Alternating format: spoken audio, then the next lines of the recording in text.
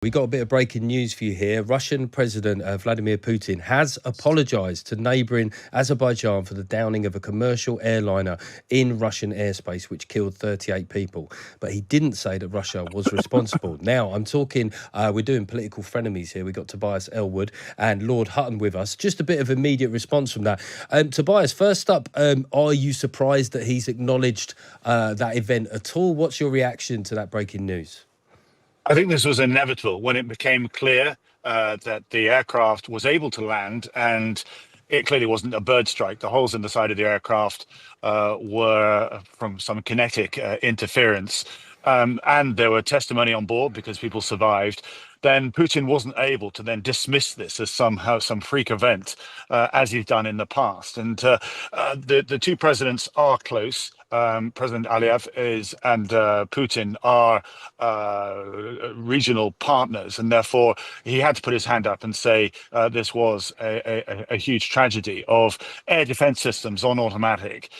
When the airplane diverted on a different course, it was then fatally struck, and that's what caused it down. So, but it just shows the dangerous world that the Eastern Europe has become, and the difficulties that we actually now face in civilians getting caught up in modern warfare. Okay, John Hutton there. Just a reminder that we're doing political frenemies and we're responding to the breaking news that President Putin has apologised to Azerbaijan for the downing of a commercial airliner in Russian airspace, but not accepting full responsibility.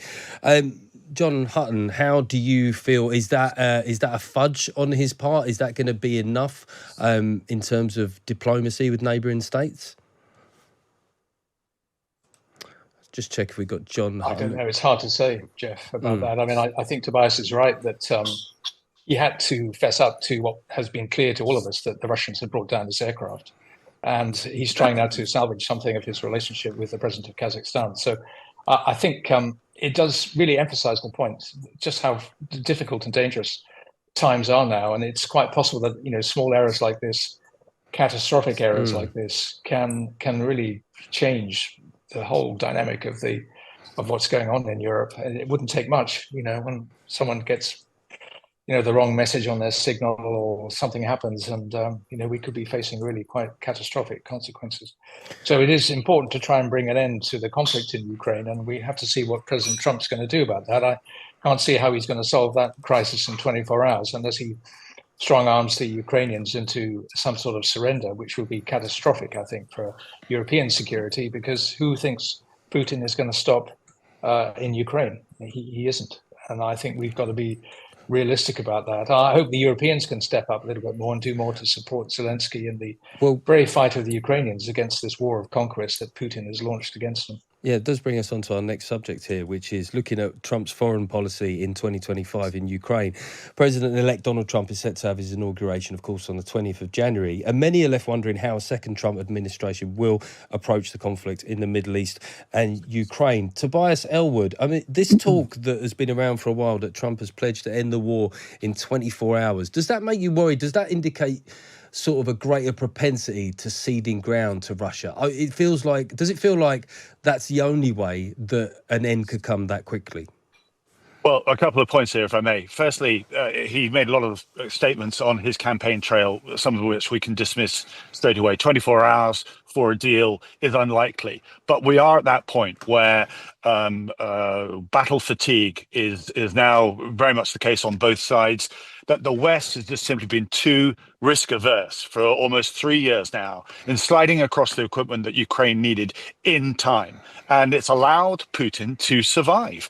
At the very start of this, many people dismissed Putin to say he'll be replaced in due course. He will not be able to manage this. There's so many errors as he's made. And yet here he is able to stand tall. Not only that, but have the backing of China as well. North Korea providing troops, Iran providing further drones as well. And now Trump has come along to say, this is a European matter. This is European security. You need to sort out yourself. You need to increase all your defense spending to 3%.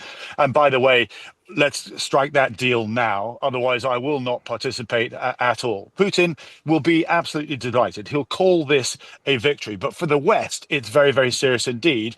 Because what does Trump do then next? He'll depart. But what Putin does next is to rearm, regroup, and is very likely to do this all over again in another part of Eastern Europe, because the challenge is not Ukraine. The fire there is just one aspect of a wider war, an ideological war between Russia and, as I mentioned, China, and indeed America as well. And the penny hasn't dropped that it's this bigger picture that we should be concerned about.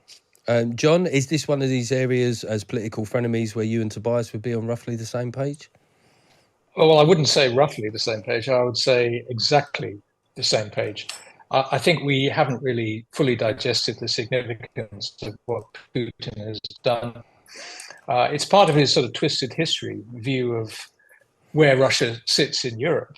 And I think, looking across the Baltic states, I think there's every reason to be really concerned about where he would go next if he's allowed to sort of come out of the Ukraine conflict with something that looks like a victory. People who launch wars of conquest like this can't be allowed to win. They just can't. And we've got to be able to make sure that if there's any change in the US posture in relation to Ukraine, well, that's puts the gauntlet fair and square on Europe's NATO members to pick up the slack. I think Tobias is right, though. This war, nearly 3 years old now, it is beginning to have the signs, bear all the signs of weariness and people just wanting it to be over. But we've got to be really, really careful we don't let Putin claim a victory, because I think we're all rue the day that if he's allowed to march on elsewhere, because then the stakes get very much higher. So there's a lot riding on this. And I think this debate we have in the UK sometimes, to me, looks very siloed. Are we spending 2.5% on defence or not? I think that's really asking the wrong question. That's a fixed and rather arbitrary calculation. We're probably already spending 2.5% on defence. If you look at the extra money in the budget, the cost overruns on existing procurement programs, I'd be surprised if we aren't already at 2.5%. But I'm afraid to say that's not going to be enough. We are going to have to spend more. And it's a huge challenge for the government because there's so many competing pressures on it to spend on the NHS, on schools, local councils, wherever it might be. But, how many times do we hear Prime Minister say it's the first priority for any government to secure the nation's defences? And not a great deal seems to happen.